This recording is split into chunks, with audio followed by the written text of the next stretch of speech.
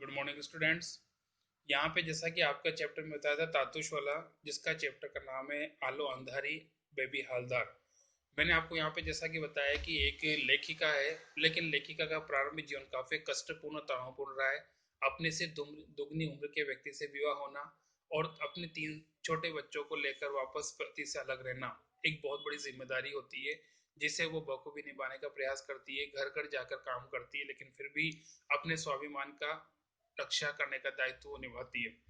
उसी प्रसंग में यहाँ पे तातुश नाम के व्यक्ति से उसका संपर्क होता है, जो उसे अपनी बेटी की तरह रखते हैं, जो उसके घर पे काम करवाने के लिए उसे नौकर की तरह रखना पसंद करते हैं, लेकिन फिर भी उसको और उसके जीवन को सुधारने का प्रयास करते हैं। किताबों के प्रति उसकी उत्सुकता को देखकर उसे पढ़ने के लिए राय देते हैं, साथ में उसके लिए कॉपी पेन की व्यवस्था करते हैं और उसे ये भी व्यवस्था करते हैं कि रोज कुछ न कुछ वो इसमें लिखे। अब आगे, एक दिन तातुश ने उसे कॉपी और पेन दिया और कहा कि कुछ समय निकाल कर इसमें जरूर लिखें। काम की अधिकता के कारण लिखना बहुत मुश्किल था, परंतु तातुश के प्रोत्साहन से वो कुछ रोज लिखने लगी। यह शौक आदत में बदल गया। उसका अकेले रहना समाज के कुछ लोगों को सहन नहीं हो रहा था। वे उसके साथ छेड़खानी करते तथा बेमतलब परेशान करते। बाथरूम न होने से भी विशेष दिक्कत थी। मकान मालिक के लड़के के दुर्व्यवहार की वजह से अब वह नया घर तलाशने को तैयार होने लगी या सोचने लगी। एक दिन लेखिका घर से एक दिन लेखिका काम से घर लौटी तो मकान टूटा हुआ है, उसका सामान खुले में बाहर पड़ा हुआ था। वो रोने लगी। इतनी जल्दी मकान ढूंढने की भी दिक्कत थी।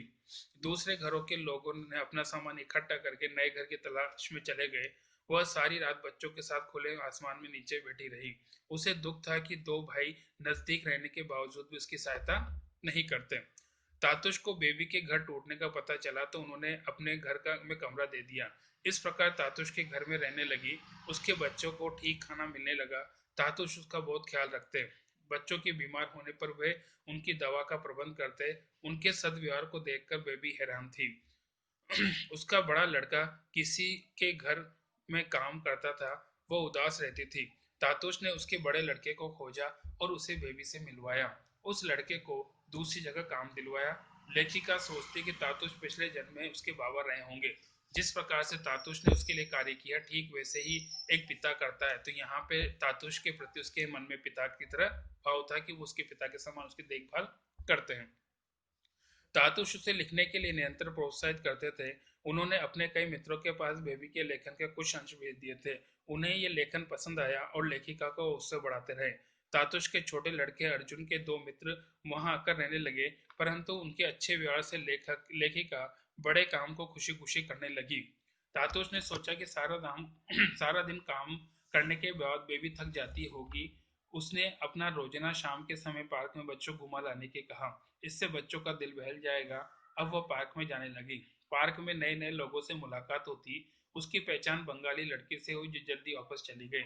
लोगों के दुर्व्यवहार के कारण उसने पार्क में जाना बंद कर दिया। लेखिका को किताब अखबार पढ़ने लेखन कार्य में आनंद आने लगा। तातुश के जोर देने पर वो अपने जीवन की घटनाएं लिखने लगी। तातुश के दोस्त उसका उत्साह बढ़ाते रहे। एक दिन एक मित्र ने उसे आशा पूर्णा देवी का उदाहरण दिया। इससे लेखिका का हौसला बढ़ गया। उसने स्वयं उन्हें जेटू कहकर संबोधित किया। एक दिन लेखिका के पिता उससे मिलने आए। उसने उनकी माँ के निधन के बारे में बताया। लेखिका के भाइयों को पता था, परंतु उन्होंने उसे बताया नहीं। लेखिका काफी देर तक माँ की याद करके रोती रही। बाबा ने बच्चों से माँ का ख्याल रखने के लिए समझाया। लेखिका पत्रों के माध्यम से कोलकाता दिल्ली के मित्रों से संपर्क रखने लगी। उसे हैरानी थी कि लोग उसके लेखन को पसंद करते हैं। शर्मिला उससे तरह तरह की बातें करती है। लेखिका सोचती कि अगर तातुश उससे न मिलते तो उसका जीवन क्या होता। लेखिका के जीवन तातुश के घर में आकर बदल गया। उसका बड़ा लड़का काम करने लगा था। छोटे बच्चे स्कूल में पढ़ रहे थे। वो स्वयं लेखिका बन गई। पहले वो सोचती कि अपनों से बिछड़ कर कैसे जी पाएगी, परंतु अब उसने जीना सीख लिया था। वो तातुश से शब्दों के अर्थ पूछने लगी थी। तातुश के जीवन की भी खुशी आ गई थी। अंत में वो दिन भी आ गया जब लेखिका की लेखन कला को पत्रिका में जगह मिली। पत्रिका में उसकी रचना का शीर्षक था आलो अंधारी बेबी हालदार। लेखिका अत्यंत प्रसन्न थी। तातुश के प्रति उसके मन में कृतज्ञता से भर आया और उन्होंने तातुश के पैर छूकर उनसे आशीर्वाद प्राप्त किया। इस प्रकार ये चैप्टर इसमें यहाँ बताया कि किस प्रकार से लेखिका ने अपने जीवन में संघर्ष किया और संघर्ष में विजय हासिल की। बाकी नेक्स्ट है।